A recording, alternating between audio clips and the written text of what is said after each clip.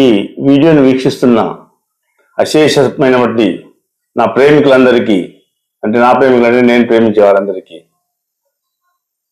నమస్కారాలు. ఈరోజు మీకు ముందుకు మన కోసం కిషోర్ అని నేను ఒక విషయాన్ని, నా బాధని తెలుపుకోవడానికి వచ్చాను. రాత్రి సరిగా నిద్రపోలేదు. ఉదయం మా భార్య చెప్పింది, గడ్డం చేసుకోవా, గడ్డం పెరిగిందని. పోయాను. గడ్డం చేసుకుందాం అనుకుంటుంటే బ్లేడ్ వణుకుతుంది, కోసుకోపోతుందని మానేశాను. అంటే షుగర్ ఎక్కువ కాదు, నాకు షుగర్ ఉంది, నా చేతునికి షుగర్ ఎక్కువ కాదు, ఆవేశం ఎక్కువై.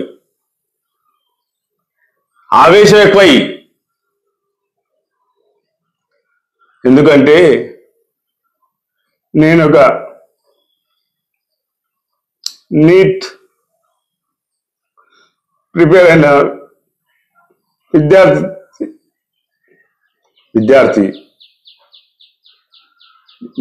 అంటే మా అమ్మాయికి తండ్రిని.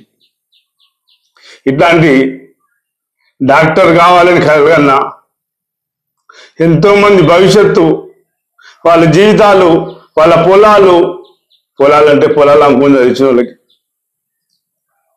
వాళ్ళ ఆస్తులు అమ్ముకొని చదివించిన వాళ్ళకి, వీళ్ళ బాధ అర్థమైంది. ఐఏఎస్ ఆఫీసర్ల బాధ అర్థం కాలేదు నాకు. ఐఏఎస్ ఆఫీసర్ల బాధ అర్థం కాలేదు, రాజకీయ నాయకుల బాధ అర్థం కాలేదు. ఎందుకంటే వాళ్ళకి అడ్డం వచ్చే డబ్బు అంత ఉంటుంది. ఈసారి కాకుంటే ఇంకోసారి చదువుతారు, కాకుంటే డైరెక్ట్ ఎగ్జామ్లో పాస్ చేయించుకుంటారు. అసలు ఎగ్జామ్ రాయకుండానే మార్కులు వేపించుకొని 720 వచ్చే అవకాశం కూడా ఉంది ఈ వ్యవస్థలో. ఇదే కాదు, రేపు ఉద్యోగాలకు ప్రకటన వస్తుంది. అందరు రాస్తారు, లక్షల మంది. ఏ పార్టీ అధికారం ఉంటే ఆ పార్టీని పిలిచి ఉద్యోగాలు వచ్చే అవకాశం ఉంది. వాళ్ళు చదువు రాకుండా సరే, వాళ్ళు రాకుండా సరే. ఎందుకంటే ఎవరి మార్కులు ఎవరికి వస్తాయో, ఎవరు మాకు తెలియదు. ఎవరి మార్కులు 7 వస్తాయో, ఎవరికి ఎన్ని వస్తాయో, వాళ్ళని చదివేందో తెలియదు. కానీ వాళ్ళకి మార్కులు వస్తాయి, సీట్ వస్తుంది. ఎందుకంటే వాళ్ళ పార్టీ అధికారంలో ఉంటే. మరి ఎవరి పార్టీ అధికారంలో ఉంటుంది? డబ్బుండి అడ్డమైన వ్యవస్థను నాశనం చేసుకుంటూ, కులం పేరా మతం పేరా వ్యవస్థను నాశనం చేసేవాడికి అధికారం వస్తుంది. ఎందుకు వాడికి అధికారం వస్తుంది? దాని తర్వాత చెప్తాను. ముందు నీటి విషయం చెప్తాను. శ్రీ చైతన్య కాలేజీలో చదివింది మా అమ్మాయి. ఎందుకంటే నీట్ రావాలంటే ఎక్కువ పబ్లిసిటీ ఉన్నది శ్రీ చైతన్య కాలేజీ. అందులో అయితే ఎక్కువ మందికి వస్తాయి. అన్ని ఇన్స్టిట్యూట్ అయిన వాళ్ళకి వస్తాయి. మా ఊర్లో పక్కన ప్రైవేట్ గవర్నమెంట్ కాలేజీలో అయిన అమ్మాయికి వచ్చింది నీట్. ఆమె చైతన్య స్కూల్ చదవలేదు, ఏ నోట్స్ ఫాలో అవ్వలేదు, యూట్యూబ్ ఛానల్ చూసి చదువుకుంటూ వచ్చింది. చైతన్య కాలేజీలో వచ్చే వాళ్ళకందరికి నీట్లు వస్తాయి. లక్షల మంది రాస్తే 50 మందికి వస్తే కూడా గొప్పనా? చదువు చెప్పకుండా, అసలు ఏ ఇన్స్టిట్యూట్ తీసుకోకుండా, కాలేజీ పోకుండా పాస్ అయ్యేటోళ్ళు కూడా ఉండరు. చదవచ్చు కాదు, కాపీ కొట్టి కాదు, వేరే వాళ్ళతో రాపించి పాస్ అయ్యే వ్యవస్థ కూడా ఉంది. ఈ దరిద్రమైన వ్యవస్థలో నీట్ ఎగ్జామ్ కాదు, ఏ ఎగ్జామ్ అయినా ఎప్పుడైనా పోయే అవకాశం ఉంది. అసలు మన ఇన్స్టిట్యూట్లన్నీ ఏం చెప్తున్నాయి? మా అమ్మాయికి సీట్ రాదని చెప్పి తెలిసిపోయింది. అంటే ఒకసారి రాదు, ఇంకా కష్టపడాలన్నారు. చైనాకు పంపిద్దాం అనుకున్నా. 30 లక్షల ఖర్చు అవుతాయని తెలిసింది. అయినా సరే పెడదాం అనుకున్నా. 2 నెలల నుంచి ప్లాట్ అమ్మాలనుకుంటున్నా, అమ్ముడుకోలేదు. మరి ఏం చేద్దు? సరే, ఎట్లో ఓ ఇన్స్టిట్యూట్ చేంజ్ చేద్దాం అనుకొని 1,75,000 చదువు చెప్తారట. 5,000 అయితే అడ్వాన్స్ కట్టే, బుకింగ్ మళ్ళీ కోకుండా 5,000 కట్టొచ్చిన. నేను అడిగితే మా లీడర్లు ఎవరైనా ఫోన్ చేస్తే మొత్తం ఫీజు అంతా పోతుంది. కానీ నాకు కొంచెం ఆర్థికంగా వస్తూ అవుతుంది. పేదోళ్ళకి అటువంటి ఇప్పియండి బాబు, నాకు వద్దని చెప్పిన. ఇప్పిస్తామని కూడా చెప్పారు. అయితే తర్వాత నేను గత సంవత్సరం చూస్తే అసలు నీట్ ఎగ్జామ్ ఏంది అని కొన్ని వీడియోస్ అవి చూస్తున్నా. చూస్తుంటే సబ్జెక్ట్ గురించి చెప్తున్నాను, దేని మీద కాన్సన్ట్రేషన్ చేయాలని అనేది ఏం చదువు చెప్తున్నారంటే బాటనీ జువాలజీ ఈజీగా ఉంటాయి, ఎక్కువ స్కోరింగ్ చేయొచ్చు, దాని మీద కాన్సన్ట్రేషన్ చేయండి. 150 నుంచి 150 మార్కుల వరకు స్కోర్ చేయడానికి అవకాశం ఉంది. గట్టిగా చేస్తే ఎవరికైనా వస్తాయి, చేయండి. మన కట్ ఆఫ్ మార్కు 470, 50 మార్కులు కాకుండా 70 మార్కులు చదవండి. కెమిస్ట్రీ కొంచెం ప్రయత్నం చేస్తూ దాంట్లో కూడా ఒక 80 మార్కులు తెచ్చుకుంటే నీకు సీట్ గ్యారంటీ. అలా 170 స్కోర్ చేయాలి, 350 వస్తాయి, ఇంకో 80, 430. ఎస్సీబీసీలు అయితే వెళ్ళిపోతారు, ఓసీలు అయితే ఇంకొంచెం హార్డ్ వర్క్ చేయాలి, కెమిస్ట్రీ కూడా చేయాలి. ఫిజిక్స్ చదవాలి కానీ కాన్సన్ట్రేషన్ ఎక్కువ చేయొద్దు. ఫిజిక్స్ హార్డ్, కాన్సన్ట్రేషన్ ఎక్కువ చేయొద్దు. పిల్లలు చదువుకుంటారు, ఫిజిక్స్ హార్డ్ అని వీడియో చెప్తాడు, ఇన్స్టిట్యూట్ చెప్తాడు హార్డ్ అని. అది ఈజీ హార్డ్ పిల్లలు చెప్పు చదవాలి అని చెప్పాలి. హార్డ్ దాన్ని వదిలిపెట్టు అంటారు. నేను మొన్న నీట్ ఎగ్జామ్ కాడిపోయినా, ఏమమ్మ రాసినామంటే ఫిజిక్స్ ఎందుకు రాసినామమ్మా ఇచ్చిపెట్టినాను. అది బాటనీ జువాలజీ మొత్తం రాసిన 180కి 180 వస్తాయి, కెమిస్ట్రీలో నా సీట్ వస్తుంది సార్ అన్నది. ఎందుకన్నా ఫిజిక్స్ ఇచ్చిపెట్టిన సార్, దాని టైం అంతా వేస్ట్. ఇది నీట్ వ్యవస్థ, ఇది మన చదువులు. ఒక సబ్జెక్ట్ వదిలిపెట్టినాక ఫిజిక్స్ అంటే ఫిజిక్స్ కోసేది కాదు కదా, కోసేది చెప్పరు కదా, దాంతో ఏం పని అని కూడా వాదనలు వస్తాయి. రేపు ఇచ్చిపెట్టినాం కాదు, తీసేసినాం కాదని. ఇది వ్యవస్థ. ఏం చేయాలి ఈ వ్యవస్థ? సుప్రీంకోర్టు పోతారు, ఏమవుతుంది? 6,000 కేసు నడుస్తుంది. రామ్ జెట్మిలానీ లాంటి గంటకు 50 లక్షలు తీసుకునే అడ్వకేట్ పెట్టుకుంటాడు. ఎవరు? గవర్నమెంట్, పీపీ ఉన్న గవర్నమెంట్ లీడర్కి అనుకూలంగా. నేను ఆయన నిలబడగలుగుతా, నేను అడ్వకేట్నే. కానీ ఓడగొడితే ఆ కేసు గెలుస్తా, కానీ సమాజం గెలవాలి, పేదలంతా గెలవాలి, పేదలకు చదువులు అందాలి, అందరికీ సమానమైన అవకాశాలు రావాలి. నేను ఒకటే అడుగుతా, రామ్ జెట్మిలానీ అయినా ఒకటే క్వశ్చన్ ఏమడుగుతా తెలుసా? సార్ మీరు పెద్ద గొప్ప అడ్వకేట్, ఏ కుంభకోణం చేసినా కానీ ఇట్లా బెయిల్ ఇప్పగలుగుతారు, గంటకు 50 లక్షలైనా తీసుకోగలుగుతారు. తీసుకుంటారా సార్? లేదు ఆయన చెప్తాడు, లేదు అర్ధగంటకు 50 లక్షలు తీసుకుంటాడు. అయిపోతుంది. తర్వాత అడుగుతాను నేను, సార్ మీరు ఇన్కమ్ ట్యాక్స్ ఎంత కట్టారు సార్ అని అడుగుతా. ఇన్కమ్ ట్యాక్స్ ఎంత కట్టారు సార్ ఈ సంవత్సరం అడుగుతా. నేను లెక్కలు చేపిస్తా, నీకు అర్హత లేదు, నీకు అర్హత లేదు కోర్టులో చేయడానికి. ఇన్కమ్ ట్యాక్స్ కూడా కట్టలేనాడు, నువ్వే చెప్పిన 50 లక్షలని ఇన్కమ్ ట్యాక్స్ గింత కట్టినావు, నువ్వు న్యాయం చేస్తావు. అది ఇంతమంది ప్రజలకు సంబంధించి, దానికి సంబంధించి అది సరే అది వేరే విషయం, అది తర్వాత చెప్తా, ఇంకోసారి చెప్తా. ఈ వ్యవస్థలో మరి ఎట్లా మారుతుంది? ఏంది? ఎందుకు ఎందుకు ఎందుకు ఎందుకు ఎందుకు మారదు సమాజం?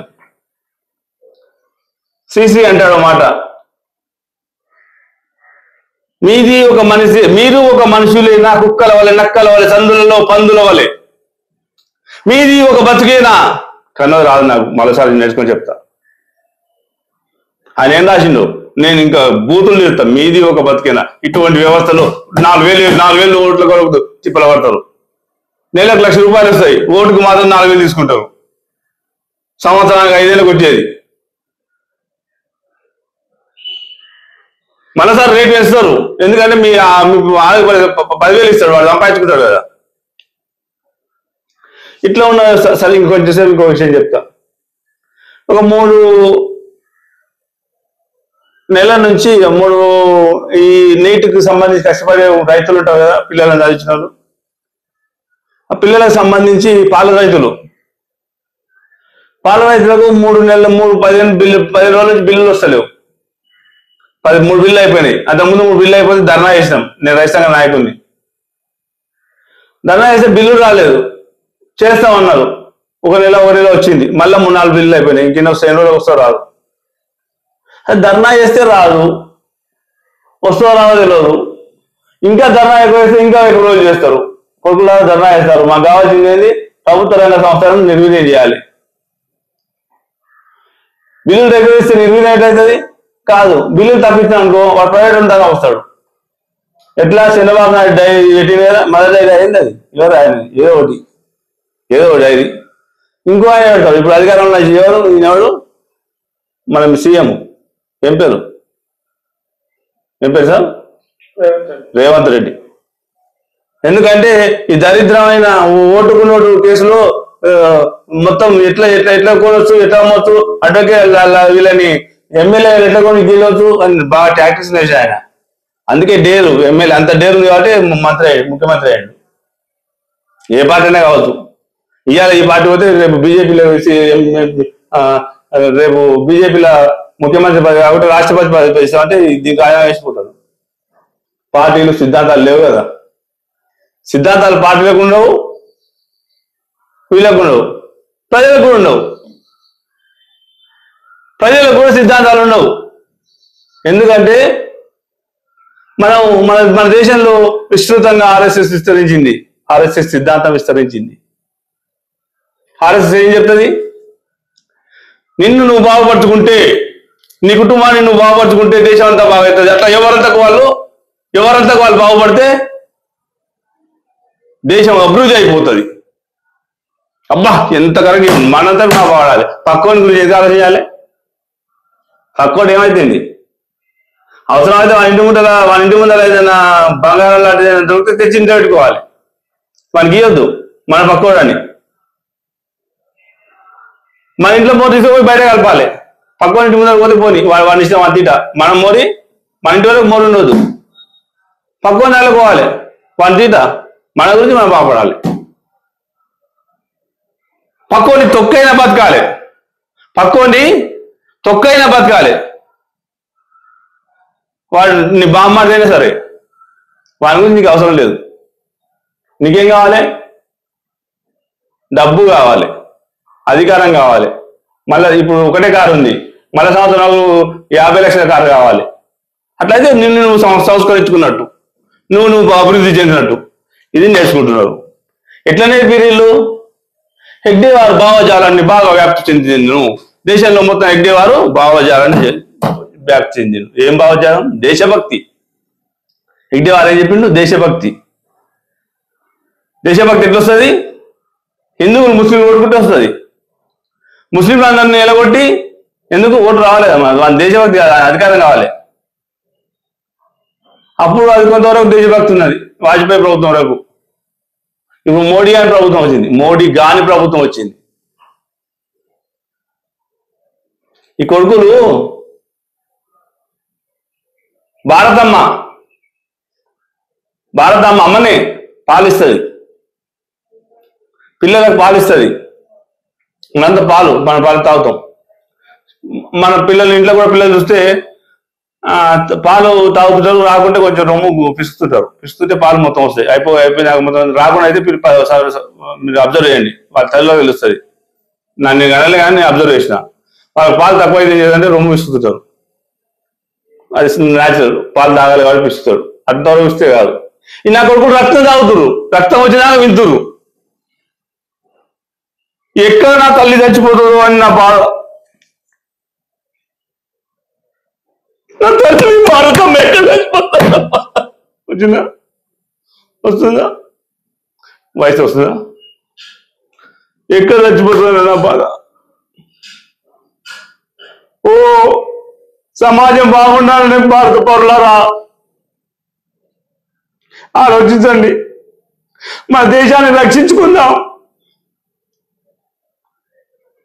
ఎట్లా రక్షించుకోవాలి? మీకు ఒక పాట చెప్తా భగత్ సింగ్ గురించి. పదరా భగత్ సింగ్ వారసుడా అని కొట్టండి, యూట్యూబ్లో వస్తుంది. అది చదవండి, భగత్ సింగ్ చదవండి. దేశభక్తుడేగా. దేశ ప్రాణం కొరకు, దేశ కొరకు తున్న ప్రాయంలో ఉరికంబాన్ని ఎక్కి భారతమ్మ ముద్దు బిడ్డ అనిపించుకున్నాడు. ఆయన చదవండి, ఒకసారి చదవండి. అది ఒకటే పాట కాదు, భగత్ సింగ్ గురించి నా చాలా పాటలు ఉన్నాయి యూట్యూబ్లో, వినండి. మరి భగత్ సింగ్ గురించి విని కూర్చోవద్దు, ఎక్కించుకోండి. బట్టి పట్టవద్దు. భగత్ సింగ్ పాట అర్థం చేసుకోవాలి. ఎందుకంటే ఈ నీట్ ఎగ్జామ్లో మనకు బట్టి పట్టిన ఎగ్జామ్ చెప్తున్నారు. అందుకే మనకు అది అయితే లేదు. డాక్టర్లు కూడా ఆపరేషన్లు సగం చేస్తలేరు. అర్థం చేసుకొని చదవాలి, ఆ వ్యవస్థ రావాలి. డాక్టర్ అయినా, యాక్టర్ అయినా, టీచర్ అయినా, ఎవరైనా ఆ చదువులు కావాలి. కేంద్ర ప్రభుత్వం విద్యా విధానం తెస్తుంది, కొత్త విద్యా విధానం, నూతన విద్యా విధానం. ఎవరి కొరకు? ఏం చెప్తుంది? మన వాదాన్ని ఇస్తుంది. మన వాదం అంటే ఏంది? సతీ సహగమనం. ఎందుకు మొగడు వస్తే చచ్చిపోవాలన్నా? అది చెప్పింది వెనకడికి. ఇప్పుడు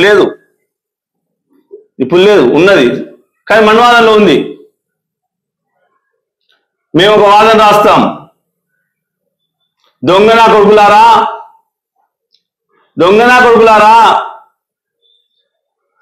మొగడు వస్తే భార్యనే కాదు, భార్య వస్తే మొగడు కూడా చచ్చిపోవాలి. ఇది కొత్త సిద్ధాంతం, కొత్త దినం. సరే దొంగనా కొడుకులారా చచ్చిపోవాలి. నేను కోపంతో అంటే ఆలోచించమని చెప్తున్నా. మనవాదం ఏదో చెప్పింది అంటే, మనవాదంలో స్త్రీలకి తక్కువ ప్రాధాన్యత, పురుషులకి ఎక్కువ ప్రాధాన్యత. ఎందుకు? బాపనోళ్ళు రాసింటారు అప్పుడు. మన తెలివి అంత అంటే ఆ బాపనోళ్ళు, ఇప్పుడు బాపనోళ్ళు భుక్తి లేకుండా తిప్పలు పడుతున్నారు. ఎందుకంటే అలా పొలాలు లేవు.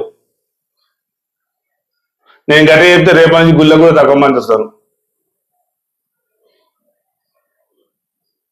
నాకు ఒక చిన్న సంఘటన వచ్చింది. నేను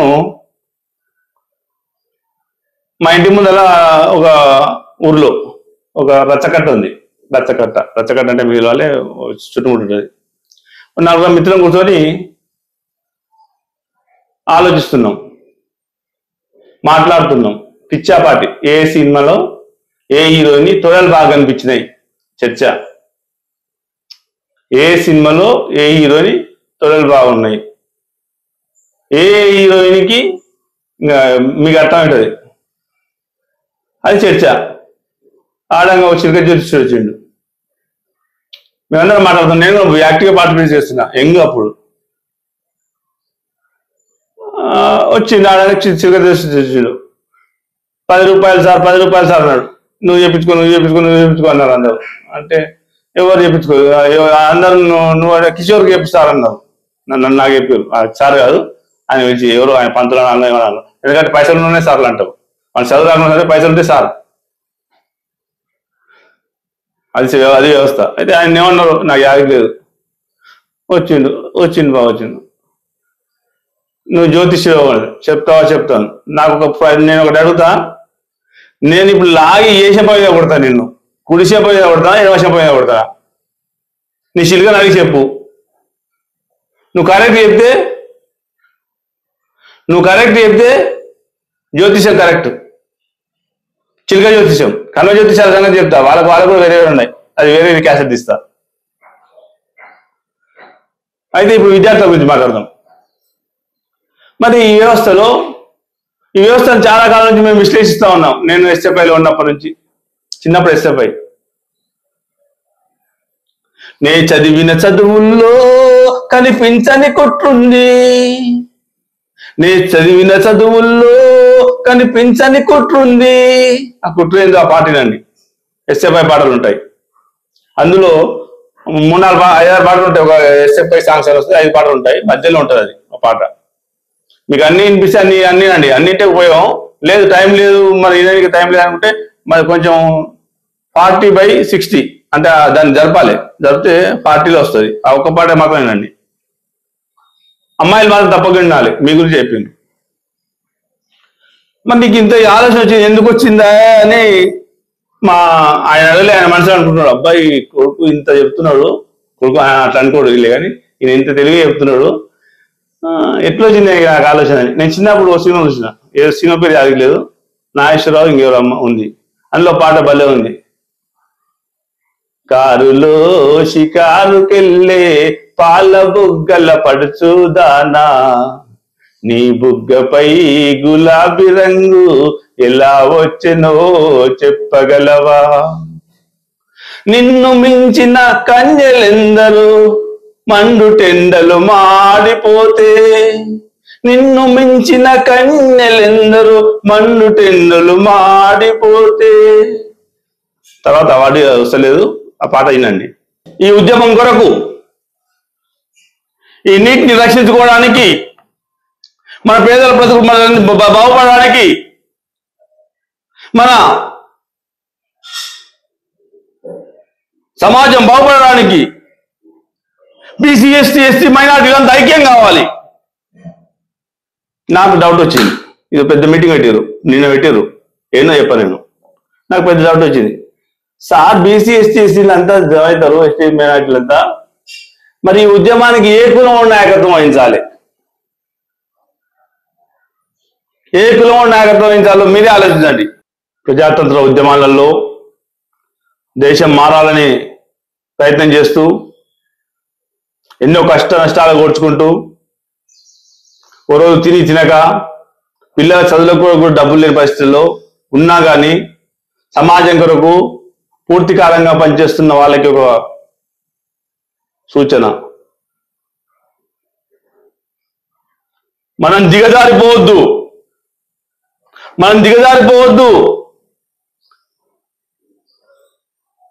ఓడిపోతే మళ్ళీ గెలుస్తాం, ప్రయత్నం చేస్తాం, కానీ దిగజారిపోతే ఎప్పటికీ గెలవం. మనం దిగజారిపోవద్దు. చావనైనా చూద్దాం కానీ మన ఆశయం కొరకు మనం దిగజారిపోవద్దు. ఈ వ్యవస్థను మార్చుకోవడానికి అందరికీ అన్ని సౌకర్యాలు వచ్చే వరకు ఎన్ని కష్టాలైనా పడదాం కానీ మనం దిగజారిపోవద్దు. మనం దిగజారిపోకుండా ఉంటే ఆ ప్రజలే మనం నడిపిస్తారు. నీ పిల్లగాని చదువులు కూడా వాళ్ళే చదివిస్తారు. కానీ నువ్వు దిగజారిపోతే కుక్క నోటిని తరుముతారు. అందుకే మనం దిగజారిపోవద్దు.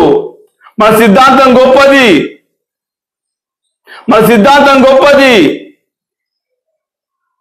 దాన్ని సాధిద్దాం. పాపం పండింది, మనం పాపాలను నమ్మం, అయినా వాళ్ళు నమ్ముతారని చెప్తాను. వాళ్ళ పాపం పండింది. త్వరలో కొత్త యుగం రాబోతుంది. ఎప్పుడు నువ్వు దిగజారిపోకుంటే, ఇది నేను చెప్పింది కాదు, కామ్రేడ్ రామకృష్ణ ఆర్కే ఎన్కౌంటర్లో చనిపోయారంటున్నారు. ఆయన ఉన్నాడా లేదా నాకు కూడా తెలియదు. నేను నక్సలైట్ కాదు, కానీ ఆయనను బాగా అభిమానిస్తాను. ఈ 4 మాటలు విన్నందుకే నాకు ఆయన ఆరాధ్యంగా నమ్ముతున్నాను. లాల్ సలాం. మిగతా విషయాలు త్వరలో ఇంకో వీడియో ఇస్తాను. నమస్తే.